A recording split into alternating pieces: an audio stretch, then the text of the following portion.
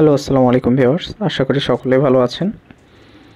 যারা আমার ভিডিও দেখেন তারা জানেন যে আমি ডিপ্লোমাতে পড়াশোনা করি। আর এই বছর আমার ডিপ্লোমা শেষ হয়ে যাচ্ছে। আর আমি বর্তমানে ইন্ডাস্ট্রিয়াল অ্যাটাচমেন্টে আছি। তো আমি বর্তমানে ঢাকাতে অবস্থান করতেছি। তো আজকে আর কি বলতে পারেন যে এক্সপিরিয়েন্স নেওয়ার জন্য আবার জবের জন্য দুইটার জন্যই উদ্দেশ্য দুইটাই। দুইটি কারণেই কিন্তু আমি আজকে ইন্টারভিউ দিতে গিয়েছিলাম যমুনা গ্রুপ অ্যান্ড ইন্ডাস্ট্রিতে, ইলেকট্রনিক্স শাখাতে। তো দেখতে পাচ্ছেন এখানে কিন্তু অনেকেই বসে আছে। তো আমরা সকলেই গিয়েছিলাম ইন্টারভিউ দিতে। সেখানে গিয়ে আমরা সিভি জমা দেওয়ার পর প্রায় 10টার দিকে যাই। 10টার পর থেকে বসে থাকি 12টা পর্যন্ত। এর মধ্যে আমাদের সিভিগুলো জমা নেওয়া হয়, কিন্তু তাদের ব্যস্ততার কারণে তারা সবার ইন্টারভিউগুলো আর অনেকেই গিয়েছিল ইন্টারভিউয়ের জন্য, যার কারণে ওনারা আমাদেরকে আবার 3টার সময় ওখানে অবস্থান করতে বলেন, 3টার সময় আবার চলে যেতে বলেন ওখানে। তো আমরা এর মধ্যে আমাদের লাঞ্চ সেরে নিই, এজন্য আমরা বাইরে এসেছিলাম। তো যমুনাতে এর আগে কখনো যাওয়া হয়নি, যার কারণে ভাবলাম যে সম্পূর্ণ জায়গাটি একটু ঘুরে নেই। এজন্য আমি আর আমার ফ্রেন্ড ঘুরতে বের হয়েছিলাম সম্পূর্ণ যমুনার ফিউচার পার্ক যে শপিং মলটি রয়েছে, যমুনা শপিং মল, এটি আমরা সম্পূর্ণটা আর কি ঘোরার চেষ্টা করেছিলাম। তো আমি যে বিষয়টি দেখলাম যে আমি কিন্তু বর্তমানে বসুন্ধরার কাছে অবস্থান করছি। বসুন্ধরা শপিং কমপ্লেক্স মার্কেটটি যত বড়, হয়তো যমুনা তার থেকে দ্বিগুণ অথবা 3 গুণ হবে। কারণ আর এটি এত পেঁচানো যে ভেতরে গিয়ে আমরা এক জায়গা থেকে আরেক জায়গাতে গিয়ে ঘুরে আসতে গিয়ে আমরা রাস্তা হারাই ফেলতেছিলাম, এরকম একটা অবস্থা, এত বড় একটা স্পেস। তো ইন্ডাস্ট্রিটা আসলে অনেক বড়। আর রিসেন্টলি আপনারা সকলেই জানেন যে যমুনা কিন্তু অনেক হাইপে আছে আমাদের দেশে, কারণ তারা তাদের যমুনা টিভি বাংলাদেশের বর্তমান পরিস্থিতিতে যেভাবে সকলের পাশে থেকেছে বা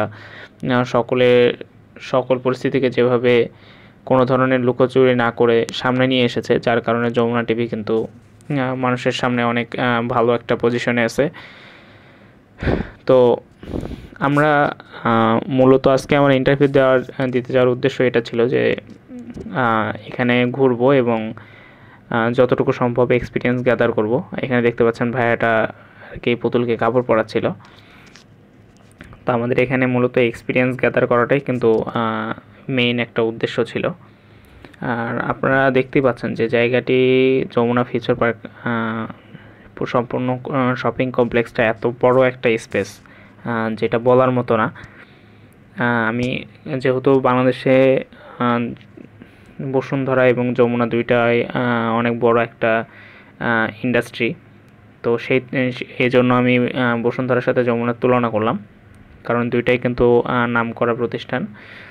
তো দুইটার অনুযায়ী যদি ধরি তাহলে বসুন্ধরা আর কি সাইজের দিক দিয়ে ধরতে গেলে এটি যমুনার দ্বিগুণ অথবা 3 গুণ হবে। তো আসলে বিষয়টি দাঁড়িয়েছে যে এমন, আমরা ইন্টারভিউ দিতে গিয়েছি, যাওয়ার পর আমরা সকাল 10টার দিকে গিয়েছিলাম। গিয়ে অনেকক্ষণ বসে থাকার পরে ক্যান্ডিডেট অনেকগুলো ছিল, তো আমাদের সিভিগুলো নেওয়া হয়। সিভিগুলো নেওয়ার পর আমরা দীর্ঘ সময় বসেছিলাম। যে তারা কি করছিল আমরা সঠিক বলতে পারতেছিলাম না। আমরা আসলে যে পোস্টের জন্য ইন্টারভিউ দিতে গিয়েছিলাম, ওনারা আমাদেরকে হঠাৎ দুপুরে যখন আমরা 3টার দিকে আবার যখন যাই, তখন ওনারা আমাদেরকে জানায় যে সেই পোস্টটি অ্যাভেলেবেল নাই, মানে তাদের নাকি এমপ্লয় নেওয়া হয়ে গিয়েছে। অথচ আমরা দেখেছিলাম যে তাদের হিউজ পরিমাণ ক্যান্ডিডেট সেখানে নেওয়ার কথা। কিন্তু পরবর্তীতে জানতে পারি যে তারা দুইটা পোস্ট মিলে, একটা ছোট পোস্ট ছিল আর একটা বড় পোস্ট ছিল, দুইটা পোস্ট মিলাই তারা কিন্তু এই একটা নিয়েছিল, যার জন্য আমরা আর কি পরে আর ওই পোস্টে অ্যাপ্লাই করিনি। তো তারপর আমরা ঘুরে বের হয়ে চলে আসি। যে দেখতে পাচ্ছেন ঢাকার সেই চিরচেরা জ্যাম। বাসে উঠেছি, বাসে ওঠার পর তো সেই অবস্থা, বিআরটিসি দোতলা বাসে উঠেছিলাম। তো আমার এক্সপিরিয়েন্স বলতে যথেষ্ট ভালো একটা এক্সপিরিয়েন্স, বড় একটা ইন্ডাস্ট্রিতে ইন্টারভিউ দেওয়ার এক্সপিরিয়েন্সটা আজকে আমি গ্যাদার করতে পেরেছি, যার জন্য আমার অনেক ভালো লাগছে। তো দর্শক, আশা করি আপনারা আমাদের ভিডিওগুলো দেখেন, আপনাদের হয়তো ভালো লাগে। অথবা আমার কোথাও যদি ভুল ত্রুটি হয় অবশ্যই আমাকে জানাবেন, কারণ আমি অন্তত এই বিষয়টাতে খুব একটা এক্সপার্ট না, কিন্তু তারপরেও চেষ্টা করি যতটুকু সম্ভব রিয়েল সাইটগুলোকে আপনাদের সামনে তুলে ধরার। তো আজকের ভিডিওটি এতটুকুই, ধন্যবাদ, আসসালামু আলাইকুম।